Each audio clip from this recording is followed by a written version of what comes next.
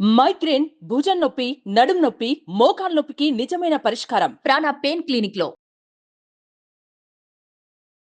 అసలు మీ దినచర్య ఎలా మొదలవుతుందో తెలుసుకోవాలి. మనం ప్రతిసారి కూర్చున్నప్పుడల్లా మినిమం ఒక 8 to 10 వీడియోస్ చేస్తాము. ఎవ్రీ 2 వీడియోస్కి నేను లేచి కొంచెం అటు ఇటు వాక్ చేస్తాను తప్ప మీరు కనీసం ఇట్లా కూడా కూర్చోరు. Doesn't even drink. How it possible? I want to know. అమ్మ, ఇప్పటి జీవితం వేరమ్మా, ఒకప్పటి జీవితం వేరు. మా ఇంట్లో అందరం సూర్యోదయానికన్నా ముందు లేచేసేవాళ్ళం. ఓకే. మాకు పాలేర్లు ఉండేవాళ్ళు. వాళ్ళు వచ్చేసి పక్క మంచాలు తీసేసి పక్కలు ఎత్తేసి అన్ని సెట్ చేయడం ఉంటుంది. 8 క్లాస్ మొదలయ్యేది కనుక ఎట్టి పరిస్థితుల్లో లేవాల్సిందే. లేవడం కూడా ఎలా ఉంటుందంటే మా హాస్టల్ సముద్రానికి ఎదురుగా ఉండేది. అంచేత సూర్యోదయం ఒక్కరోజు కూడా మిస్ కాలేదు నేను అక్కడ చదివినంత. బ్యూటిఫుల్ వ్యూ కదా. లలితా సహస్రనామం నేర్చుకున్న వాళ్ళు ఉన్నారు. తప్పులు చదివి అమ్మవారిని బాధ పెడుతున్నారని నేను చాలా నొచ్చుకునేటటువంటి విషయం కదా. నేను విని ఒకవేళ ఎవరైనా చదివిన దాంట్లో చిన్న దోషం ఉంటే నేను కరెక్ట్ చేస్తాను. నా పారాయణ అయిపోతుంది. 4:30కి before starting that I will have a cup of tea morning. తర్వాత ఈ 7 o'clock కల్లా ఇది అయిపోతుంది. ఇంకో కప్ ఆఫ్ టీ తాగి రామాయణాన్ని కూర్చుంటాను. మా నాన్నగారు టీచర్ అమ్మా. మా అమ్మ నాన్నగారు టీచరు, మా నాన్నగారు కూడా టీచరే. ఓకే. సో మా నాన్నగారు చాలా స్ట్రిక్ట్గా ఉండేవారు, చాలా స్ట్రిక్ట్. నాన్నగారు వస్తున్నారంటే మేము పెరట్లోకి వెళ్ళిపోయేవాళ్ళం. ఆయన లోపలికి వస్తే వీధిలోకి వచ్చేవాళ్ళు. అంటే ఆయన ఎప్పుడు పెద్దగా తిట్టింది కొట్టింది అట్లాంటివి ఏం లేవు, కానీ నాన్నంటే అటువంటి గౌరవం. నా పిల్లలకి పల్లెటూరు వాతావరణం తెలియాలని చెప్పి ఎవ్రీ సమ్మర్ నేను మా ఊర్లోనే గడిపారు మా పిల్లలు.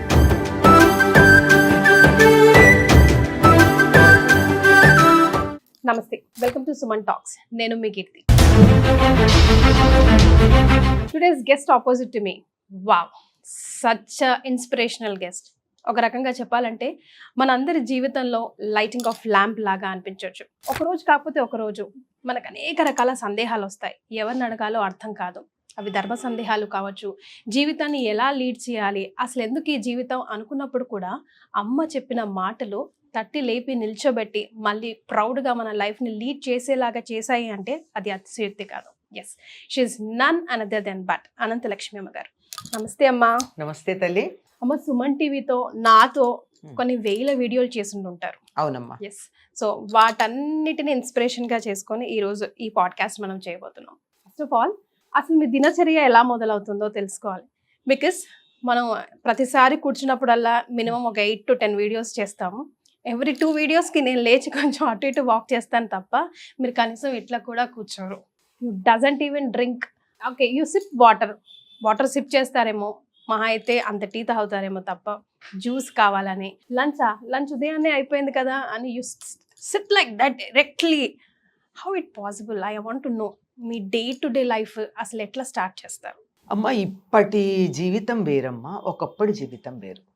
ఎందుకంటే ప్రతి మనిషికి జీవితంలో రకరకాల స్థాయిలు ఉంటాయి. చదువుకునే రోజులు ఒకలా ఉంటుంది, పెళ్ళైన ఉద్యోగంలో చేరిన కొత్తలో ఒకలా ఉంటాయి, పెళ్ళైన కొత్తలో ఒకలా ఉంటుంది, పిల్లలు ఉంటే ఒకలా ఉంటుంది. పిల్లలు పెద్దవాళ్ళు అయినప్పుడు మన రొటీన్ మారిపోతుంది. ఇంట్లో పెద్దవాళ్ళు ఉన్నప్పుడు రొటీన్ డిఫరెంట్గా ఉంటుంది. అందరూ ఎవరి దారిన వాళ్ళు వాళ్ళ జీవితాల్లో సెటిల్ అయిపోయిన తర్వాత ఉండే తీరు వేరు ఉంటుంది. ఎప్పుడైనా సరే ఒక్కటి బాధపడకుండా, శరీరం మనసు నొచ్చుకోకుండా అనుగుణంగా మన దినచర్యని మలుచుకోగలిగితే బాగుంటుందమ్మా. ఒకప్పుడు నేను 6 అయితే కానీ లేచేదాన్ని కాదు. ఓకే.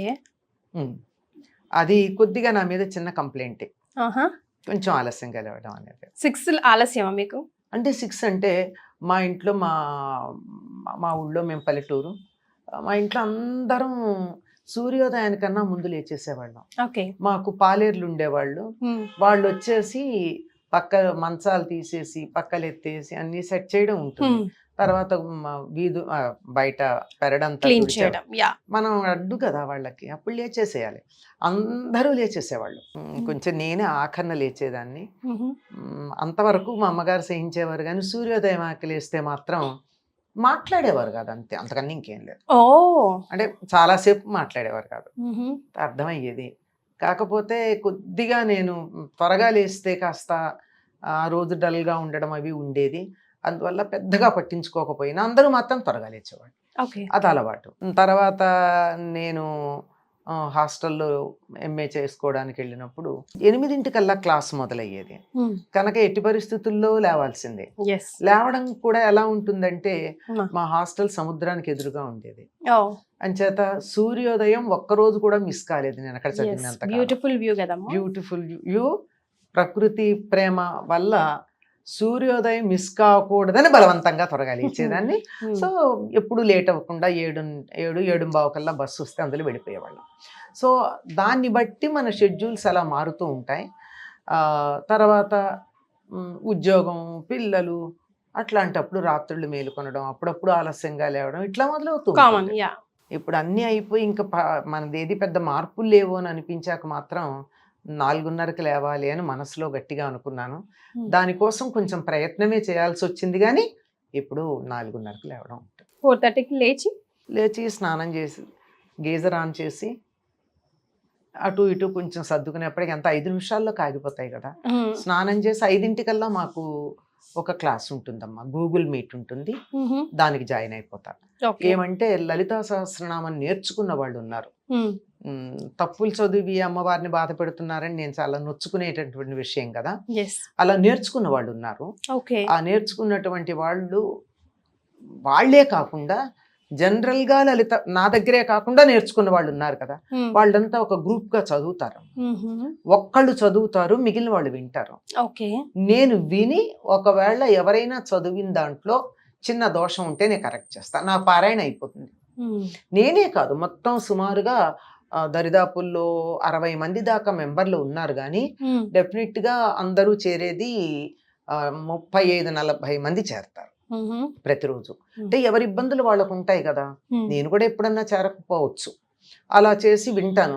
5 నుంచి 5:30 దాకా లలిత చదువుతారు, 5:30 నుంచి 6 దాకా సౌందర్య లహరి కానీ, సోమవారం అయితే శివానంద లహరి కానీ చదువుతారు. ఈ మొత్తంలో కూడా ఎక్కడన్నా వాళ్ళు చదివే వాళ్ళల్లో తప్పు ఉందనుకోండి, ఒకరోజు చదివితే నేను పట్టించుకోను, ఎందుకంటే స్లిప్ టంగ్ ఉంటుంది. 2 రోజులు కూడా ఓకే గుర్తు పెట్టుకుంటాం, 3వ రోజు సేమ్ మిస్టేక్ రిపీట్ చేస్తే కరెక్ట్ చేస్తా. మీరు ఇక్కడ తప్పు చేయాలి, వాళ్ళు they are ready to be corrected. అందువల్ల హ్యాపీ. 6 o'clock కల్లా మాకు ప్రేయర్ ఉంటుంది, కామన్ ప్రేయర్. మా గురువు గారి గొంతుతో రికార్డ్ చేసింది ఉంటుంది, అది అందరం చేస్తాం. చేసి 6:15 కల్లా అది అయిపోతుంది. 6:15 to 6:30 కొంచెం సేపు మా గురువు గారు చెప్పిన విషయాలు నేను మాట్లాడతాను. నేను ఎప్పుడన్నా మీతో మాట్లాడినా మీరు బాగుంది అని చెప్పేవన్నీ కూడా నా సొంతం కాదమ్మా, మా గురువు గారు మాకు చెప్పినవి అవే నేను నా భాషలో చెప్తా, అవే వాళ్ళకు కూడా చెప్తూ ఉంటాను. ఆ 6:30 నుంచి ఇంకా కొన్ని స్తోత్రాలు చదువుతారు, అవన్నీ వింటాను. ఈ లోపల ఈ వినే టైంలోనే నాకు దేవుడి దగ్గర శుభ్రం చేసుకోవడం, దీపంలో ఒత్తులు వేసుకోవడం, పూలు సర్దడం అంతా అయిపోతాయి. 4:30కి before starting that I will have a cup of tea morning, early morning. తర్వాత ఈ 7 o'clock కల్లా ఇది అయిపోతుంది. ఇంకో కప్ ఆఫ్ టీ తాగి రామాయణాన్ని కూర్చుంటాను. మన SVBCలో వస్తుంది. అంటే ఈ చెప్పడాన్ని బట్టి మీకు ఏమైనా అర్థం అవుతుంది, ఇదంతా ఫ్రమ్ కరోనా దిస్ షెడ్యూల్. అంతకుముందు నాకు ఇంట్లో పిల్లలు, వాళ్ళ పురుళ్ళు, చంటి పిల్లలు ఉండేది.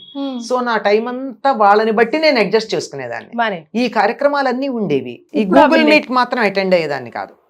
నాకు ఇంట్లో చంటి పిల్లలు ఉంటే నేను వాళ్ళని చూసుకోవాలి కదా, ప్రధానం వాళ్ళు. ఇప్పుడు లలిత ఎవరైనా చెప్తారు, నా మనవణ్ణి ఎవరు చూస్తారు, నేనే చూడాలి, ఇంకోళ్ళు చూడరు కదా. నా కూతుర్ని కానీ నా మనవణ్ణి కానీ చూసేది నేనే, ఇంకోటి చేయలేరు. అది లలిత కావాలంటే 100 మంది కరెక్ట్ చేస్తారు, 1000 మంది కరెక్ట్ చేస్తారు కదా. సో అట్లా ఉంది ఈ రొటీన్ అంతా. అది 8 కల్లా రామాయణం అయిపోతుంది కదా, అప్పుడు ఒకసారి ఫోన్ తీసి ఎవరన్నా ఏమన్నా ఎమర్జెన్సీ మెసేజ్లు ఉన్నాయేమో చూసుకుని అప్పుడు పూజ వంట అయిపోతాయమ్మా. 9 కల్లా అయిపోతుంది. బ్రేక్ఫాస్ట్ ఎప్పుడు చేస్తారు మీరు? బ్రేక్ఫాస్ట్ కల్చర్ లేదమ్మా మాకు.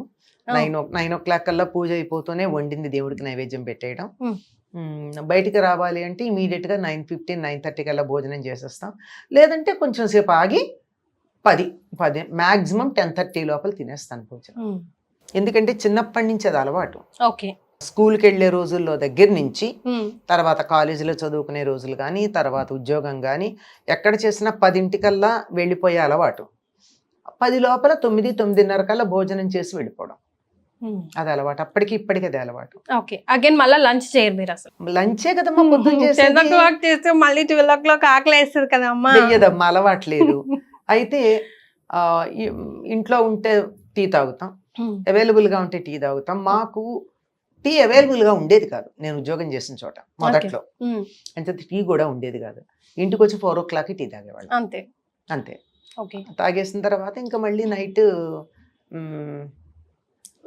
మొదట్లో తినేవాళ్ళం, తర్వాత ఎందుకు అలవాటు పోయింది నైట్ భోంచేయడం. అసలు నైట్ ఏం తినరా? మార్నింగ్ 10 పళ్ళు తింటాను. ఓకే. ఇంట్లో ఎవరన్నా ఉంటే చేస్తా, ఎందుకు చేయను. తను భోజనం చేసేవారు కాదు, తనకి టిఫిన్ చేయాల్సి వచ్చేది. రొట్టెలు ఏదో ఒకటి, దోశలో ఇడ్లీలో ఏదో ఒకటి తను చేసి పెట్టేదాన్ని. పిల్లలు ఉంటే పిల్లలకు భోజనాలు అన్ని చేస్తాం. నాకే ఎందుకు అలవాటు పోయిందో నాకు తెలియదు అసలు.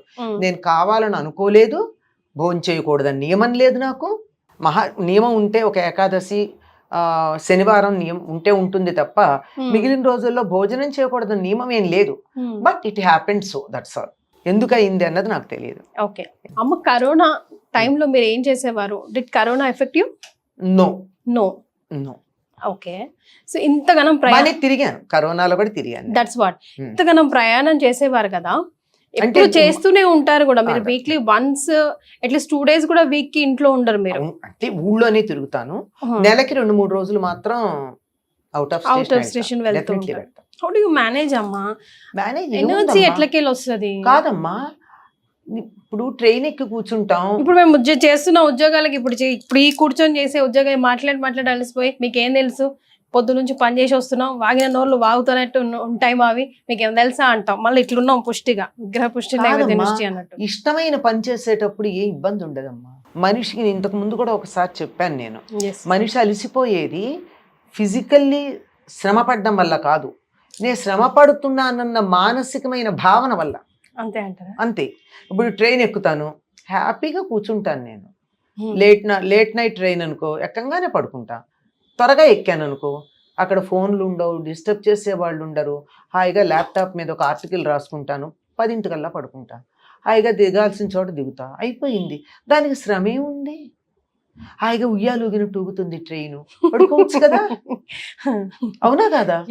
దీనికి శ్రమ ఏముంది? కాకపోతే ఏమిటంటే మనం అక్కడికి వెళ్ళేటప్పుడు పట్టుకు వెళ్ళాల్సిన బట్టలు కానీ వస్తువులు కానీ ఏమున్నాయో అవి సర్దుకోవడం ఒక అరగంట పని ఉంటుంది. మరి తిరిగి వచ్చేప్పటికి మళ్ళీ మనం ఇబ్బంది పడకుండా ఇంట్లో సెట్ చేసుకోవడం ఇంకో అరగంట పని ఉంటుంది. ఈ అరగంట 2 అరగంటలు పని పడుతున్నాం కానీ 2 రోజులు పని లేదు కదా, ఇంట్లో లేనప్పుడు ఇంటి పని లేదు కదా. Is it not a relief? yes it is. అబ్బా ప్రయాణమా అనుకుంటే అబ్బానే ప్రయాణమా, అబ్బా అన్న ప్రయాణమా అన్నది ఒకప్పుడు నేను చాలా హ్యాపీగా నేనే వీళ్ళ రిజర్వేషన్స్ అన్నీ చేయించుకునేదాన్ని. ఈ మధ్యకాలంలో నేను ఒకటే చెప్తున్నాను, రిజర్వేషన్ మీరు చేయించండి, నేను వస్తాను. ఎందుకంటే ఒకప్పుడు నేను కాలేజీలో పనిచేసే రోజుల్లో పక్కనే నాకు సీతాఫల్ మండి రైల్వే స్టేషన్ ఉండేది. లంచ్ బ్రేక్లో అలా సరదాగా నడుచుకుంటూ వెళ్ళి రిజర్వేషన్ చేయించుకొచ్చేసేదాన్ని. ఇప్పుడు నేను ప్రత్యేకంగా సికింద్రాబాద్ కానీ కాచిగూడ కానీ వెళ్ళాలి.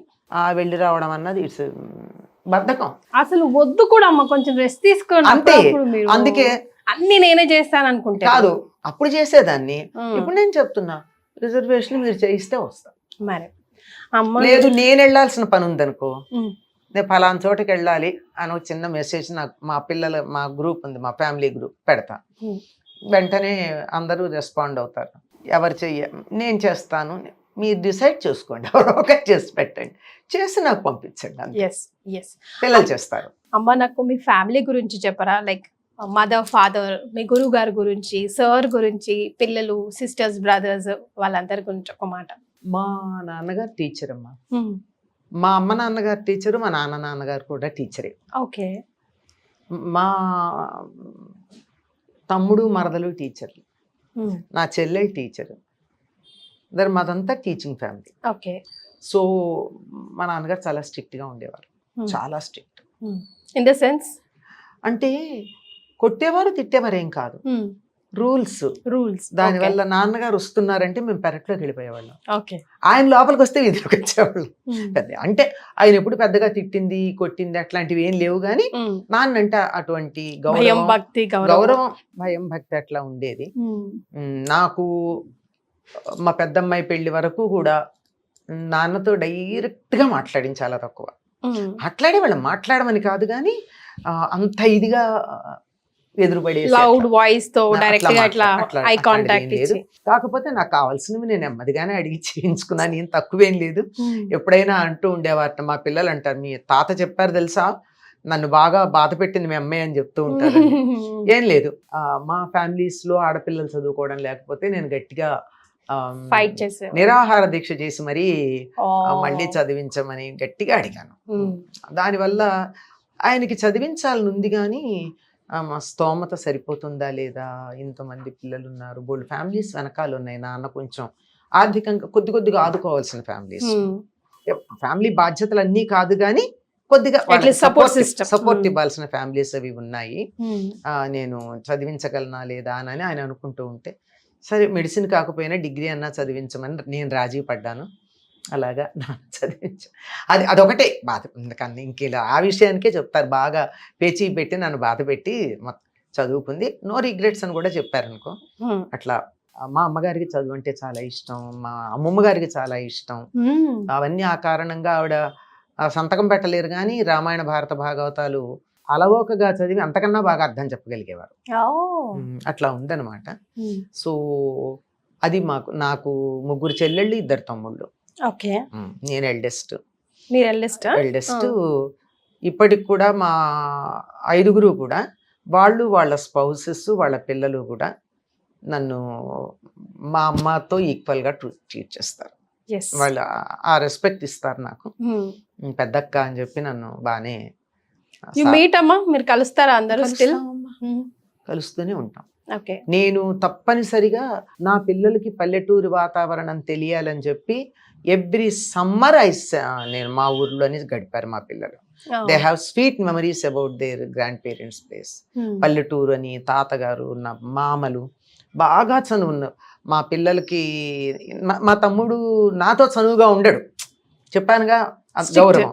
మా పిల్లల దగ్గర ఎంత చనువు అంటే నాకన్నా ముందు వాళ్ళతో మాట్లాడతాడు, అంత ఇదిగా అనమాట. మా తమ్ముళ్ళు కానీ మా చెల్లెళ్ళు కానీ అందరూ కూడా ముందర, నేను పెద్దేమో, నా పిల్లలు మొదటి గ్రాండ్ చిల్డ్రన్ ఏమో, వాళ్ళందరికీ కూడా ముద్దే. వాళ్ళ పిల్లల్ని మేము అలాగే చూసుకున్నాం. మా తమ్ముడి పిల్లలు చెల్లెలి పిల్లలు ఈ ఊళ్ళో ఉద్యోగాలకు వస్తే మొట్టమొదటి నా దగ్గరే ఉండి, తర్వాత వాళ్ళు పెళ్ళిళ్ళు వేయి వాళ్ళ ఇళ్ళు తీసుకుని వెళ్ళడం, ముందర రావడం ముందర పెద్దత్త దగ్గరికే వెళ్ళాలని ఇక్కడికే వచ్చేస్తారు, పెద్దమ్మ లేకపోతే పెద్దత్త అంటూ అంత ఇదిగానే ఉంటారు. పుట్టినరేదమ్మా మీరు? తాడంకి అని కృష్ణా జిల్లా అమ్మ. ఓకే, అక్కడ రైట్. మా అత్తగారు అమ్మగారి అత్తగారు ఎలా చూశారు, ఎప్పుడు చూశారు, ఎలా కుదిరింది? అమ్మో పరమగయ్యాళి, ఎలా ఇచ్చావు ఆ ఇంట్లోకి మీ అమ్మాయిని అని అన్నారట మా అమ్మగారితో. కానీ నాకు అట్లా ఎప్పుడు అనిపించలేదు.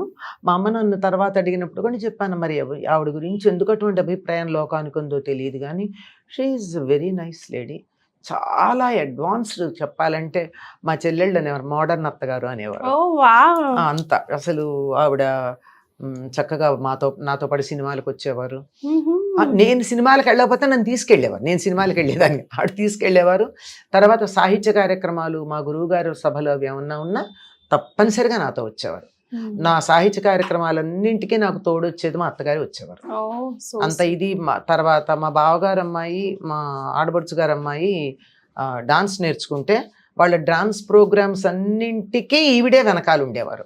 ఇంట్లో రిహార్సల్స్ చేయిస్తే వచ్చిన డాన్స్ టీచర్లకి, నట్టువాంగం వాళ్ళకి అన్ని పులిహార్లు అవి చేసి పెట్టడం, కాఫీలు టిఫిన్లు ఇవ్వడం, వాళ్ళందరితో కూర్చోవడం. డాన్స్ ప్రోగ్రామ్ అంటే ముందు ఈవిడ తయారై వెళ్ళిపోయారు, అంత ఇదిగా ఉండేవారు. అంచేతే నా సబల అని నేను రాసిన కథల పుస్తకం విమెన్ ఎంపవర్మెంట్ గురించి రాశాను నేను. A woman how can she solve the problems without going to a court of law or police station. Okay. అలాంటి కథలు రాసి దాని పేరు సబల అని, అది మా అత్తగారికి అంకితం ఇచ్చుకున్నాను నేను. సూపర్. వావ్. అది షీ సో నైస్. నువ్వు ఉద్యోగం చెయ్యమ్మా నన్ను ప్రోత్సహించారు. పిహెచ్డి చేస్తుంటే కూడా నాకు ప్రోత్సాహం ఇచ్చారు. She use to feel very happy and proud. నా ప్రవచనాలన్నింటికి నాతో పాటు నా ఫ్యామిలీ మెంబర్ ఎవరైనా వచ్చారంటే బతికున్నంతకాలం, ఓపికన్నంతకాలం ఆవిడే వచ్చారు నాకు. Very nice. ఆవిడ చెల్లెలు ఉన్నారు, మా చిన్నత్తగారు అని చెప్తాము. వాళ్ళిద్దరూ జంటగా ఉండేవారు. ఇప్పుడు మా చిన్నత్తగారు అమ్మాయి కూడా ఆల్మోస్ట్ మా సొంత ఆడబడుచుగానే ఉంటారు ఆవిడ కూడా. అంచేత ఈవిడ ఇద్దరు అనమాట. ఇద్దరు అత్తగారులు నేసుకొస్తామని నవ్వేవారు అందరూ. పర్వాలేదు ఏమైంది అని చెప్పి అంత బాగానే ఉండేది. మా పెద్ద ఆడబడుచు కూడా నాకు మా అమ్మలాగానే ఉంటారు. నన్ను ఇప్పుడు పురుళ్ళకి పుట్టింటికి పంపలేదు. నేను డాక్టర్ని అయ్యుండి నేను పంపిస్తానా నేనని. She only took care of me. మా పిల్లల డెలివరీస్ కూడా ఆవిడే చేస్తారు. నా డెలివరీస్ చేశారు, మా పిల్లల డెలివరీస్ చేశారు. మా చిన్నమ్మ ఆఖరి డెలివరీ కూడా చేశాక ఆవిడ now she is no more. నేను ఆవిడ పోయాక నేను చాలా బెంగపడ్డానమ్మా. చాలా అందరు నవ్వారు కూడా. మీ అమ్మ పోయినప్పటికన్నా మీ ఆడబడిచిపోతే ఎక్కువ బాధపడ్డామని. అసోసియేషన్ అట్లా చాలా అసోసియేషన్ అలా ఉండేవారు. డాక్టర్ పావని అంటే అందరికీ తెలుసు సిటీలో. ఈ జనరేషన్ వాళ్ళకి తెలియదు కానీ 40-45 ఏళ్ళు ఉన్న వాళ్ళందరికీ కూడా సిటీలో ఆవిడ షీఈస్ వెరీ పాపులర్ గైనకాలజిస్ట్. అట్లా ఆ తమ్ముడు అంటే పిచ్చి ప్రేమ ఆవిడికి. ఆ ప్రేమ నా మీద కూడా ఎక్స్టెండ్ చేశారు. ఆ తర్వాత ఎప్పుడైనా కల్లోకి రావడం, మాట్లాడడం? నాకు అసలు ఎవ్వరు కల్లోకి రా అందువల్ల అటువంటిది ఏం లేదు. But I feel her presence every time అనమాట. పక్కనే ఉండేవారు కదా. ఎవరినైనా ఇలా వస్తే ఆవిడే వచ్చారని ఇప్పటికి కూడా అయ్యో పిల్లలతో పాటు నేను కూడా పావనత్త అనేస్తూ ఉంటాను అనమాట. పావనత్త వచ్చిందని లేచి చూస్తాను అనమాట ఉలిక్కి ఇప్పుడే. అట్లా ఉంటుంది. తను కూడా మా హస్బెండ్ కూడా నా కెరీర్కి ఎప్పుడు అడ్డు రాలేదు. హి యూజ్డ్ టు ఎంకరేజ్ మీ. మీరు ఎప్పుడు మనం of the camera off the record మాట్లాడుకున్నా కూడా ఫస్ట్ ఎప్పుడైనా ఎక్స్పీరియన్స్ గురించి మాట్లాడడం అంటే ఎప్పుడు మీ అత్తగారి గురించే you spoke. Afterwards me your father నాన్నగారి గురించి మాట్లాడారు తప్ప సార్ గురించి, అంకుల్ గారి గురించి, మీ హస్బెండ్ గురించి you never spoke till now. It's so private అమ్మా, ఇట్స్ సో పర్సనల్. చాలా తక్కువ మాట్లాడతాను నేను. మాట్లాడతానంటే తక్కువ మాట్లాడతాను అంటే అదేమి దూరం అని కాదు. I feel it's so personal.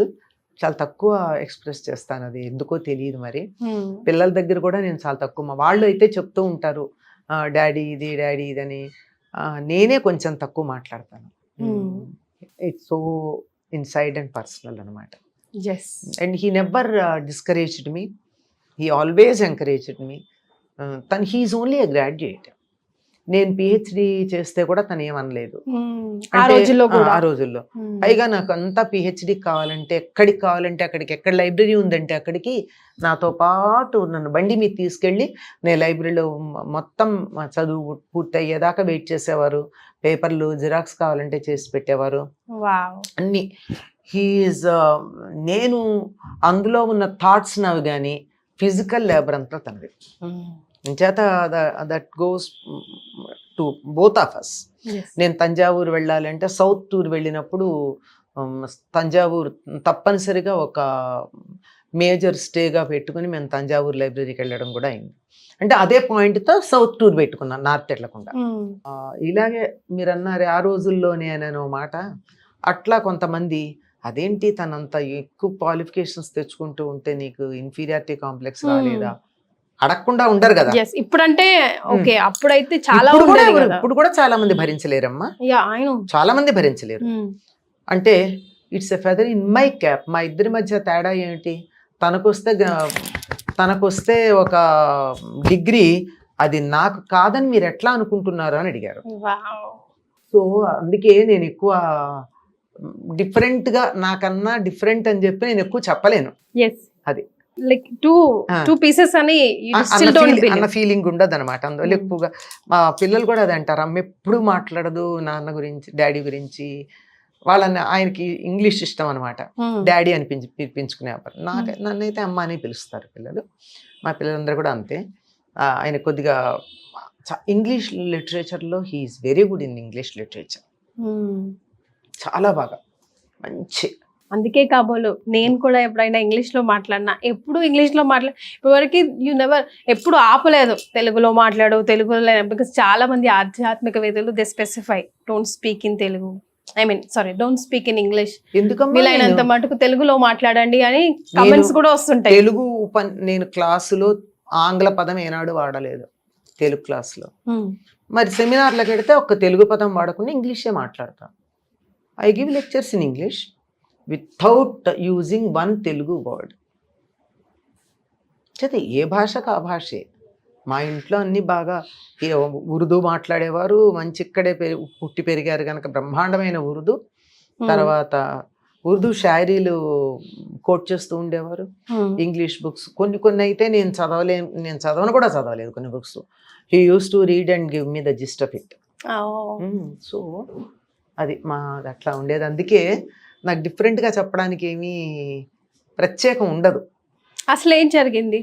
ఏంటి? Where did you last him? ఎప్పుడు, ఎలా? Throat cancer. 2 years treatment. Okay. Almost 2 years, 10 days in Apollo and 9 days at home. 10 days in Apollo and 9 days at home I spent. Okay. From 2011 February to December 2012. Okay. అది కూడా he never felt bad. I'm getting the best of the treatment. ఎందుకంటే అపోలోలో మాకు ఏమంటారు దాన్ని, executive class arrangements ఉండేవి. పెద్ద room, హాయిగా తను టీవీ చూసుకుంటూ కూర్చునేవారు. అక్కడ నేను ఉండేదాన్ని. Whatever he ask something it will be served, అలా ఉండేది. కరెక్ట్. సో నవ్వేవారు డాక్టర్ విజయ్ కుమార్ లాంటి మీరిద్దరూ హనీమూన్కి వచ్చినట్టు వస్తున్నారు, హాస్పిటల్కి వచ్చినట్టు కాదా. అట్లా అంటే ఏడ్చినందువల్ల బాధపడినందువల్ల బాధే తప్ప ఎక్స్ట్రా ఏమీ మనకి రిలీఫ్ రాదు కదా. అంటే మా చిన్న ప్రాబ్లం వస్తేనే అసలు దేవుడు ఉన్నాడా లేడా, ఇప్పుడు నాకే ఎందుకు ఇలా చేస్తాడు, నేను ఇంతగానం చేసినా ఏం సాధించింది, at last what did I get అని అంటారు కదా. అట్లాంటి క్వశ్చన్స్ ఎప్పుడు మీకు రాలేవా? నాకేం రాలేదమ్మా. నాకు ఏదన్నా వస్తే వాట్ ఈస్ దిస్ అని ప్రేయర్లో మా గురువు గారికి ఒక మాట చెప్పేస్తాను అంతే, అంతకన్నా ఇంకేం లేదు. ఓకే. తను కూడా ఏమనేవారు కాదు. నాకేం నా వెనకాల 3 ఉన్నారు, నాకేం పర్వాలేదు. మా గురువు గారు, ఆయన కూడా గురువు గారు అనుకుంటారు. మా గురువు గారు ఉన్నారు, బాబా ఉన్నారు, మా ఫాదర్ ఉన్నారు. పక్కన నాకు నా లక్ష్మి అని పిలిచారు. లక్ష్మి ఉంది, ఇంకా నాకేంటి సమస్య అనేవారు. నాకేం సమస్య లేదు, I'm not feeling anything bad అని కూడా చెప్పారు 2 ఏళ్ళు హాస్పిటల్లో ఉండి కూడా. But I was there beside him throughout. All right అమ్మ, ఇప్పుడు మీరు చాలా వీడియోస్లో చెప్పున్నారు లలిత సహస్రనామం అన్నా కూడా లలిత రహస్య సహస్రనామం అనాలని. ఒకసారి దాని ఇంపార్టెన్స్ గురించి. అమ్మా, ఒక మామూలుగా అయినట్టయితే కీర్తి చాలా మంచి పిల్ల అన్న ఒకటే అర్థం, దానికి 4-5 అర్థాలు ఏం లేవు. కీర్తి మంచి పిల్ల అన్నాను అనుకో, కొంచెం ఏదో ఉందా అక్కడ అంటే, కావాలని నీ మంచితనాన్ని హైలైట్ చేశానా, లేకపోతే నువ్వు పైకి మంచితనంగా కనపడుతున్నావు కానీ లోపల వేరే ఏదన్నా ఉందా అన్నాను. ఇది మామూలు రెండే. అట్లా కాకుండా షీఈ్ ఎఫిషియెంట్ అన్నా. ఎఫిషియెంట్ అంటే ఏ రకంగా ఎఫిషియెంట్? ఉద్యోగంలోనా, ఇంట్లోనా, మేనేజ్మెంట్లోనా, ఫైనాన్స్లోనా, ఎందులో ఎఫిషియెంట్ చెప్పమ్మా. ఎస్, స్పెసిఫికేషన్ లేదు. అలా ఒక్క నామంలో కనీసం 5 స్థాయిల మీనింగ్స్ ఇమిడ్చి చెప్పారు. అక్కడ రహస్యం అంటే దాచిపెట్టుకోవడం అని కాదు, నీకు పట్టా అర్థం కాదు, ఇట్ ఈస్ కోడెడ్, చాలా అంతరార్థాలు ఉన్నాయి, జాగ్రత్తగా చదువుకోండి అని చెప్పడం అంతే. దాచమని కాదు అక్కడ అర్థం. దీన్ని అర్థం చేసుకోవడానికి యు నీడ్ ఎ కీ. బీరువాలో పెట్టాం, తాళం కావాలి. తాళం చెవి ఉంటే కానీ తెరిపిన పడదు, లేకపోతే ఊరికి అద్దాల బీరువాలోంచి లోపల అందమైన చీరలు నగలు కనపడుతున్నాయి కానీ అవి కావాలంటే ఏం చెయ్యాలి? తాళం చెవి కావాలి. తాళం చెవి తీసుకుంటే కూడా ఒక్కొక్క అరలో ఒక్కొక్కటి ఉంది. నీకు బయట కూడా కనపడుతోంది కానీ డిఫరెంట్ అరల్లో బోల్డ్ ఉన్నాయి. ఇవన్నీ అట్లా ఒక్కొక్క నామం అలా వ్యక్తిగతమైనటువంటి ఔన్నత్యానికి, కుటుంబపరమైనటువంటి సౌఖ్యానికి, సామాజిక స్పృహకి, పర్యావరణ స్పృహకి, మొత్తం ఖగోళ విజ్ఞానం ఇలాంటివన్నీ ఇముడ్చుకున్నాయి ఒక్కొక్క నామం. ఇవన్నీ తెలుసుకోవడానికి తాళం చెవులు కావాలయ్యా. ఊరికే పైకి చదివితే అంత మాత్రమే కాదు, ఇంకా చాలా ఉంది అని చెప్పడం ఇందులో అర్థం అనమాట. Yes, so this is your favourite subject, మీ మనసుకి చాలా దగ్గరైన సబ్జెక్ట్. బికాస్ ఇప్పుడు వరకు మీ ఫేస్ ఎలా ఉండింది, లలిత సహస్రనామాలు అనగానే మీ ఫేస్ ఎలా వెలిగిపోతుందో ఎవిడెంట్గా మాకు కనిపిస్తుంది. సో ఈ లలిత సహస్రనామాలు మీ లైఫ్లో తీసుకొచ్చిన చేంజెస్ ఏంటి? Like how you are so attach to it అంటే ఏం చెప్తారు? నాకేమిటో మా జీవితంలో ఏమీ మార్పులు వచ్చినట్టు ఏమి అనిపించదు. ఎంత క్రమంగా వచ్చాయో ఏమిటో నాకైతే తెలియదు. కానీ 72 or 73లోనూ విని చాలా బాగుందని అనుకుంటే నేను చదవచ్చా అంటే తొందర ఎందుకు అన్నారు మా గురువు గారు. ఊరుకున్నా. కొద్ది రోజుల తర్వాత చదువు వాళ్ళతో కలిసి అన్నారు. అదే మొదలు. అప్పటి నుంచి అదలా ఒక్కొక్క సందర్భంలో ఒక్కొక్క నామం అలా ఇట్ హాంట్స్ మీ. దాంట్లో ఉన్నటువంటి అర్థం అలా కనపడుతూ ఉంటుంది రకరకాలుగా పరిసరాల్లో. ఒక్కోసారి అయితే ఇప్పుడైతే లేదు, అది కొత్తల్లో అనమాట. ఒక్క నామం అలా ఉండి నిద్దట్లో మెళుకు వచ్చినప్పుడు అలా అదే గుర్తొచ్చేది, నిద్రలేస్తూ అదే గుర్తొచ్చేది, రోజు మొత్తం ఏ పని చేసినా అదే నామం గుర్తు. అంటే ఆ నామం ఏమిటో అట్లా కొన్ని నామాలు అట్లా చాలా నన్ను ఆకర్షించింది అంతే. అదే నన్ను పట్టుకుంది, నేను దాన్ని పట్టుకోలే, అదే నన్ను పట్టుకుంది. అమ్మ, magical moments of your life అంటే ఏం చెప్తారు? ఎప్పుడైనా అలా కూర్చుని ఎప్పుడైనా అసలు వాట్ ఈస్ గోయింగ్ ఆన్, నేను ఇలాగే ఎందుకు పుట్టాను, నేను ఎందుకు, వాట్ ఈస్ ఐఎమ్ డూయింగ్, ఎందుకు ఇదే చేస్తున్నాను, అట్లా you never sit back and think of yourself? అసలు అలాంటి ఆలోచనలు ఎప్పుడు రాలేదమ్మా.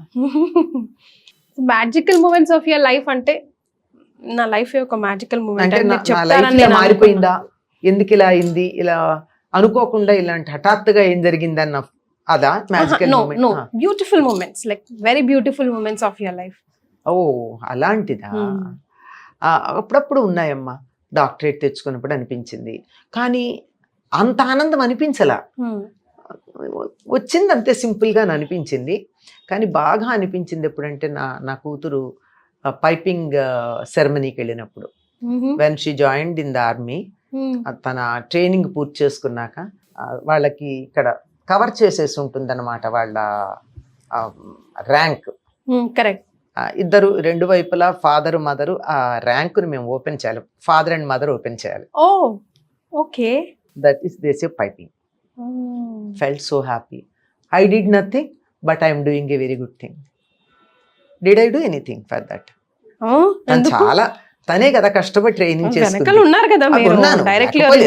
100% ఉన్నాను, లేకపోతే ఎట్లా, సపోర్ట్ చేయకపోతే ఎట్లా కుదురుతుంది? Oh, she's into military. I don't know this, Amma. She is a major. She retired as a major. Wow. So I have to catch her one day for interview. Yes. తను తర్వాత అక్కడికి వెళ్ళినప్పుడు కూడా మాకు చాలా మేము తను పోస్టింగ్ అయినప్పుడు పెడితే మేము దిగేసి ట్రైన్ దిగి కొంచెం దూరం బస్సు అనుకుంటా వెళ్ళాం. అక్కడి నుంచి she hired a taxi for us to go to her quarters. ఆ సంగతి తెలిసి దాని కమాండెంట్ దాన్ని కేకలేశాడు, నీ పేరెంట్స్ వస్తే నువ్వు అఫీషియల్ జీప్ పంపకుండా నువ్వు దీన్ని ప్రైవేట్ అది పర్సనల్ వర్క్ కదండి అంది. అంటే లేదు, నీ పేరెంట్స్ రావడం అనేది పర్సనల్ వర్క్ ఎట్లా అవుతుంది అని చెప్పి ఆ టైంలో అప్పుడు వి రామారావు గారు అక్కడ గవర్నర్గా ఉండేవారు సిక్కింలో. ఆయన నాకు కొద్దిగా పర్సనల్గా తెలుసు అని అక్కడికి ఆయన ఇక్కడికి వచ్చినప్పుడు మీరు అమ్మాయి దగ్గరికి వచ్చినప్పుడు నన్ను కలవండి అన్నారు. అందుకని వాళ్ళు అప్పుడు మాత్రం అఫీషియల్ కనీసం గవర్నర్ దగ్గరికి వెళ్ళేటప్పుడన్నా అఫీషియల్ వెహికల్లో పంపించు, నువ్వు ప్రైవేట్ కారు తీసుకోవద్దు అని అంటే దాంట్లో వెళ్ళాం. అలాంటప్పుడు really feel happy. I feel very happy for that. Yes. So మీ అమ్మాయిలే మీకు రక్షణ కవచాలు ఇప్పుడు present గా, లేదా రివర్స్ గా చెప్తారా? నాకే కదమ్మా, వాళ్ళు మా బంధువర్గం మొత్తానికి రక్షణ కవచాలు. మ్మ్. ఎందుకంటే అందరి పిల్లలు అమెరికాలో ఉన్నారు, నా 3 పిల్లలే ఇండియాలో ఉన్నారు. ఓ. ఎవరికేం కావాలన్నా, అంటే మా చెల్లెల పిల్లలు ఉన్నారు అనుకోండి ఇక్కడ, మ్మ్. మా అత్తగారి తరఫున వాళ్ళల్లో ఇండియాలో ఉన్న వాళ్ళు నా 3 పిల్లలే. ఓ. మాకు కొంచెం దేశభక్తి ఎక్కువ కదా, అందువల్ల. అందులోనూ మళ్ళీ అసలు రచన ఆ మాటకు వస్తే షీఈ్ ఇంటూ మిలిటరీ కాబట్టి హోల్ ఇండియన్స్ కి షీఈ్ లైక్ నెంబర్ లా, షీఈ్ లైక్ తను ఎవరు కావాలన్నా వెంటనే, ఏ చిన్న హెల్ప్ కావాలన్నా వెంటనే they will call Gargi or Maitreyi or Radha, ఈ 3. సో ఎప్పుడు కూడా రకరకాల క్వశ్చన్స్ అడిగి అమ్మ ఈ ప్రశ్నకి ఏం జవాబు చెప్తారు, అమ్మ ఈ పూజ ఎలా చేయాలి అని అడిగే నేను ఈ రోజు జస్ట్ ఒక చిన్న స్నీక్ పిక్ మీ లైఫ్ లో కాస్త తొంగి చూసే అవకాశాన్ని మీరు మాకు ఇచ్చారు. ఎలా రియాక్ట్ అవుతారో, అమ్మ చాలా క్వశ్చన్స్ దాటేస్తారేమో అని, ఎక్కడ కూడా మళ్ళీ అమ్మని బాధ పెట్టకూడదు అని ఇందులో చెప్పి. దాచేది ఏముందమ్మా, ఎవ్రీథింగ్ ఈజ్, ఇప్పుడు దాచుకుంటే ఏం దాస్తాం ఇందులో, మరి దాచడానికి ఏం లేదు, ఏదన్నా తప్పు చేస్తే దాచాలి. అంటే you don't keep talking about your personal life, right? ఎక్కువ ఇష్టపడారు కదా ఎక్కువ ఏం మాట్లాడడానికి. సో ఆ లైన్స్ ఎక్కడ క్రాస్ చేయకుండా, ఫస్ట్ ఆఫ్ ఆల్ మిమ్మల్ని ఎక్కడ హర్ట్ చేయకుండా మాట్లాడాలనుకున్నాను, బాధ పెట్టకూడదు అని చెప్పేసి. I think I did my job. Thank you so much for joining us today.